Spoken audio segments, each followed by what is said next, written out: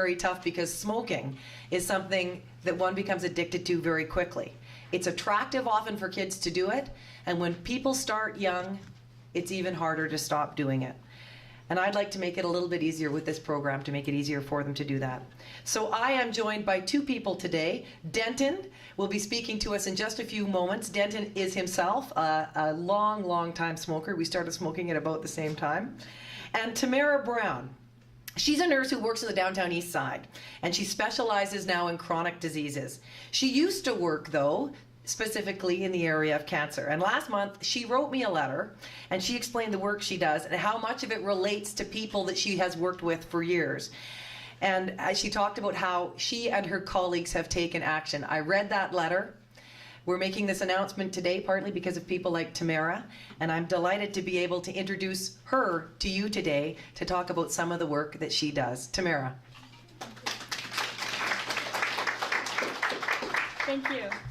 So I wrote a letter to the Premier with my concerns, and who knew I'd end up here?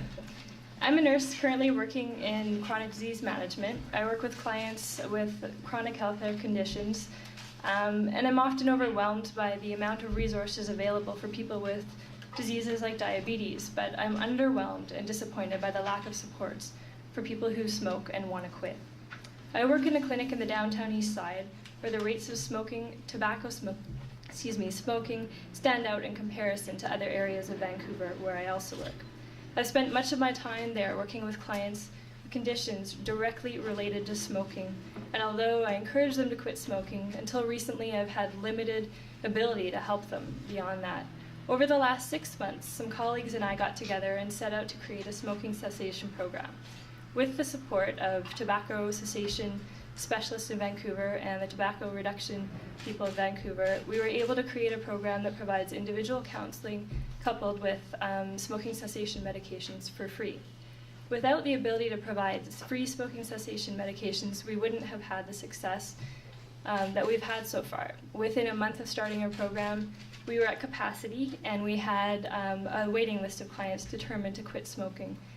So, although this has been a challenge, it's been one of the best things I've ever done as a nurse. And without the ability to provide smoking cessation medications for free, we simply wouldn't have been able to go. When I wrote my letter to the Premier, I asked why, in the face of overwhelming evidence that smoking underlies much of our healthcare costs and is continuing to be the leading cause of preventable death and morbidity, why smoking cessation supports are inadequate. So, I believe it's a worthwhile cause to help people in quitting smoking. I wrote this letter on behalf of my patients who want to quit, just need some help.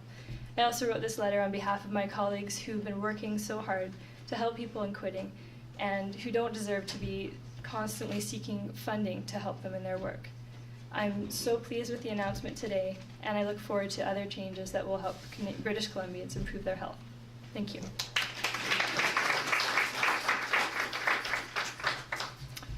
Thank you, Tamara. I'd like to introduce Denton Bailey, who is just take questions as well.